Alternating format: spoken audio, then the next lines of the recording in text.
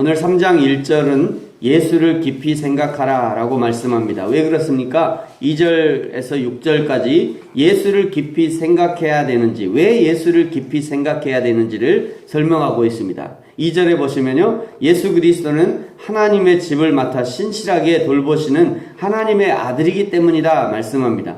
모세는 충성스러운 종으로서 하나님의 집을 돌봤지만 그리스도는 그 집의 아들인 상속자로서 하나님의 집을 돌보십니다.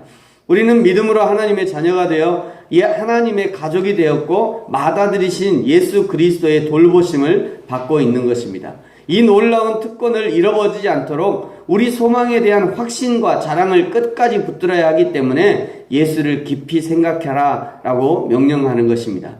6절에 보시면요, 그리스도는 하나님의 집을 맡은 아들로서 그와 같이 하셨으니 우리가 소망의 확신과 자랑을 끝까지 굳게 잡고 있으면 우리는 그의 집이라 라고 말씀합니다.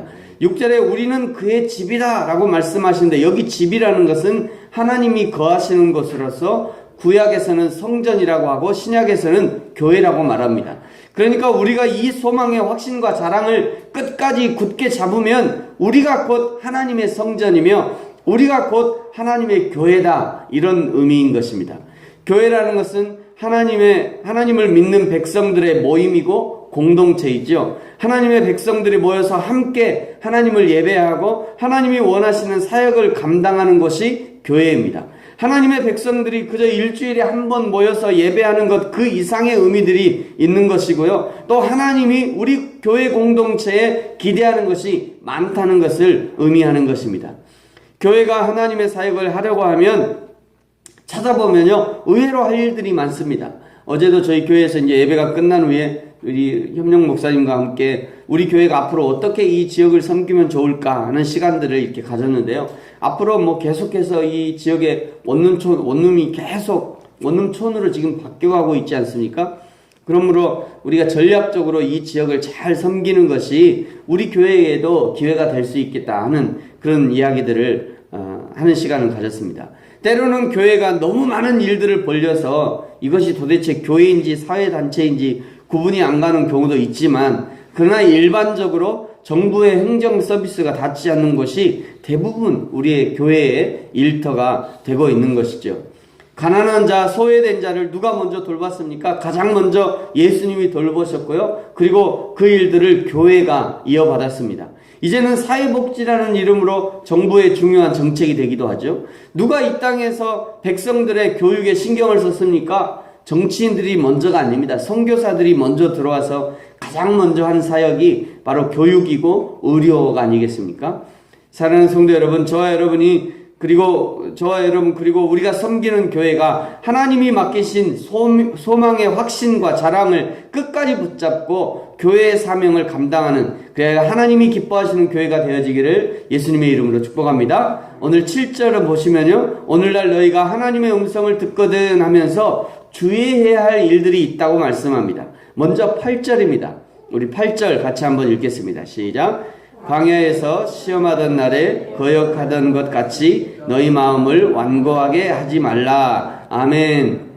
출애굽기 17장 6절에서 7절까지 이렇게 말씀합니다. 내가 호렙산에 있는 그 반석 위 거기서 내 앞에 서리니 너는 그 반석을 치라. 그것에서 물이 나오리니 백성이 마시리라. 모세가 이스라엘 장로들의 목전에서 그대로 행하니라. 그가 그곳 이름을 마사 또는 무리바라 불렀으니 이는 이스라엘 자손이 다투었으며 또는 그들이 여호와를 시험하여 이르기를 여호와께서 우리 중에 계신가 안 계신가 하였음이더라.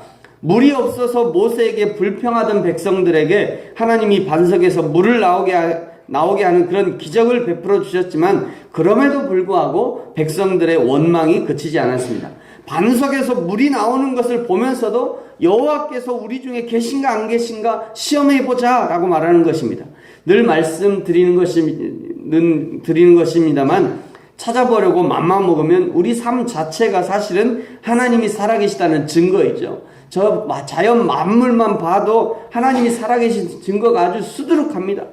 오늘 내가 숨쉬고 내 심장이 아직도 뛰고 있다는 것이 하나님의 은혜의 증거입니다. 시편 기자는 이것을 내 심장이 밤마다 나를 교훈한다라고 기록하고 있습니다. 밤마다 하나님의 은혜를 기억하라고 내 심장이 교훈하는 것이죠. 두 번째, 하나님의 말씀을 들었으면 주의해야 될 것, 그것은 9절입니다. 우리 9절 말씀 같이 한번 읽습니다. 시작. 거기서 너희 열조가 나를 시험하여 증언하고 40년 동안 나의 행사를 보았느니라. 아멘. 40년의 그 광야에서 헤맸던 일을 말씀하시는 것이죠. 민수기 14장 22절 23절엔 이렇게 말씀합니다. 내가 그들의 조상에게서 맹세한 땅을 결단코 보지 못할 것이요 또 나를 멸시하는 사람은 한 사람도 그것을 보지 못하리라. 그러나 내 종 갈렙은 그 마음이 그들과 달라서 나를 온전히 따랐은즉 그가 갔던 땅으로 내가 그를 인도하여 드리리니 그의 자손이 그 땅을 차지하리라. 12명의 정탐꾼은 하나님의 약속의 땅 가나안을 악평하고 저들은 거인이요 우리는 메뚜기와 같다고 평가하고 백성들을 선동해서 들어가면 다 죽는다, 가지 말자, 그렇게 선동했지만, 그러나 여호수아와 갈렙은 그들은 우리의 밥이다 라고 말하면서 들어가자 라고 말했습니다. 그들의 말대로 출애굽 1세대는 모두 광야에서 죽었고요, 오직 여호수아와 갈렙만 가나안 땅으로 들어갈 수 있었습니다. 이것을 오늘 15절 이하에서는 한 번 더 반복하면서 말씀합니다. 지금 광야 사건과 출애굽 사건을 말씀하시는 것은 그들도 그렇게 실패했는데 지금 우리는 어떻게 했느냐, 이것을 얘기하는 거죠. 그들은 날마다 구름 기둥을 보고 밤에는 불 기둥을 보면서 매일 만나를 먹고 메추라기를 먹으면서도 그렇게 하나님의 약속을 잊어버리는 실수를 범했는데, 하물며 지금을 사는, 오늘을 사는 너희들이야 어떻게 했느냐, 지금 그것을 얘기하는 것입니다. 그러므로 예수를 깊이 생각해야 된다는 것입니다. 날마다 예수를 깊이 생각해야 한다는 것을 말씀하는 것이죠.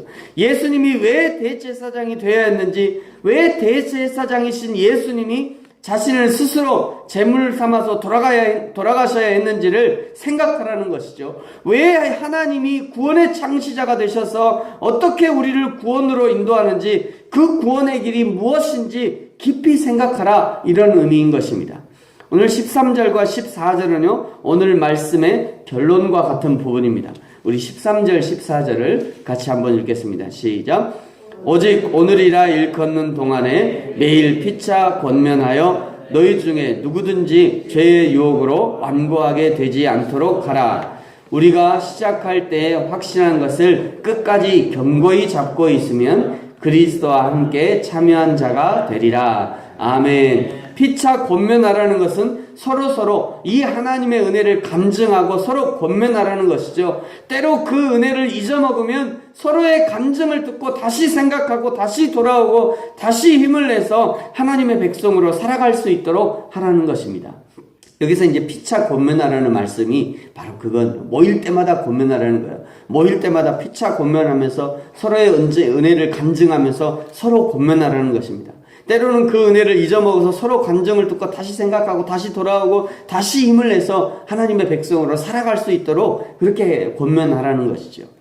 말씀을 마치겠습니다. 사랑하는 성도 여러분, 예수를 깊이 생각하십시오. 대제사장이 되어서 우리를 대신하여 스스로 제물이 되셨을 뿐 아니라 구원의 창시자가 되신 이 예수 그리스도, 그 은혜를 날마다 되새기면서 과거 믿음의 선조들이 광야에서 여호와 하나님을 시험에 실패했던 그 과거를 되풀이하지 말고 날마다 서로 믿음으로 격려하면서 이 신앙의 길에서 승리하는 저와 여러분이 되어지기를 예수님의 이름으로 축복합니다. 기도하겠습니다.